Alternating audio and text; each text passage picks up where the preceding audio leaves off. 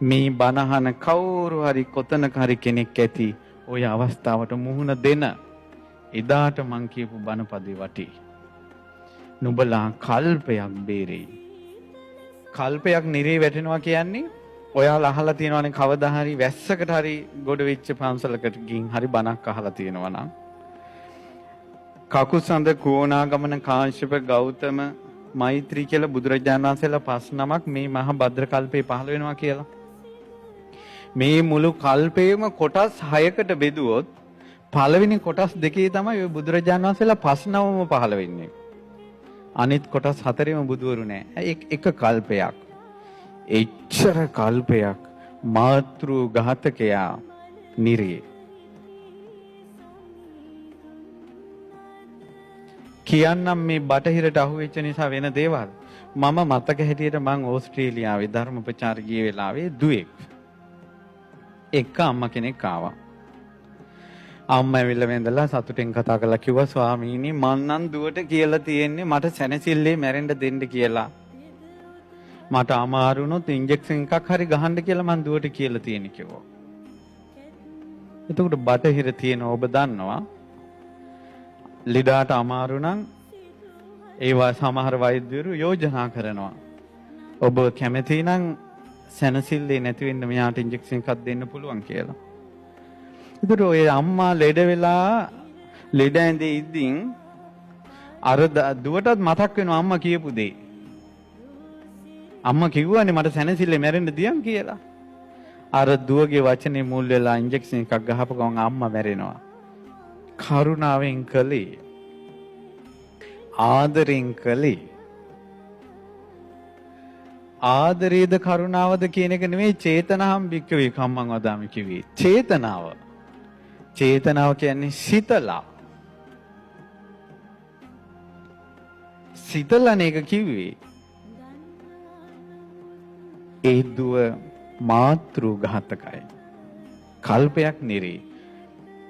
ඒ වාගේ පවක් දැන හෝ නොදැනගෙන කරගත්ත කෙනෙක් මේ මහා පෘථුවියේ පුරාම රහතන් වහන්සේලා වඩා හිඳවලා දනින් දන ගෑවෙන කල් රහතන් වහන්සේලා කියන්නේ දනියෙන් දනිය ගෑවෙන විදිහට රහතන් වහන්සේලා මුළු පෘථුවියේම ඉඳවලා අටපිරිකර පූජා කළා මහා දානයක් දුන්නත් ඊළඟ ජීවිතේ අපාය යන්නේක නම් වැළකෙන්නේ නැහැ. අතරක් නෑ. ඒ නිසා යානන්තරිය කියන්නේ කොහොමද බටහිර පොලිමට කල්පයක් නිරේ යන්ට සත්වයෝ පෙළ ගැසී සිටින වග දරුවනේ නුඹලාට නොපෙනේද? මෙතන කවුරු හරි ඇති. මන් දන්න පුතෙක් හිටියා. ඒ පුතාට ගෙත් අම්මා අසනීප වුණා. දොස්තරලා කිව්වා මේ මෙහෙම කරමු කියලා. කොල්ලට එකපාරම බණපදේ මතක් වුණා. මතක් වෙච්ච ගමන්ම කොල්ලා කිව්වා බෑ. මගේ අම්මා මොහොතක් හරි ජීවත් වේවා මං අම්මා ගැන ඒ සම්බන්ධයෙන් ප්‍රකාශයක් කරන්නේ නැහැ කිව්වා.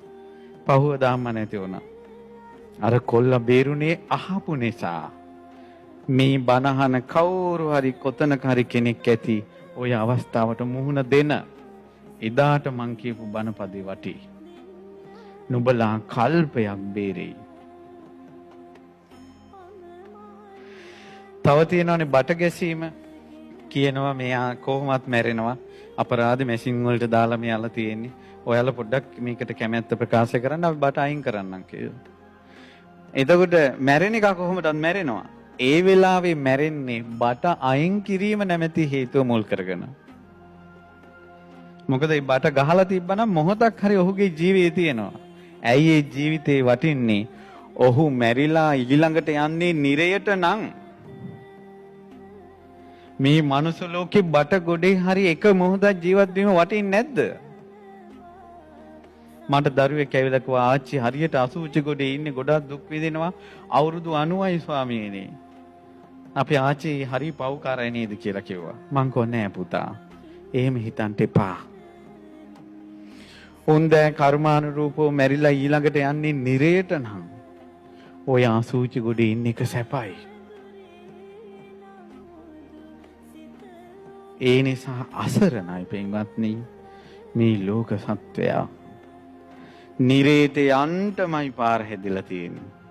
කල්පයක්.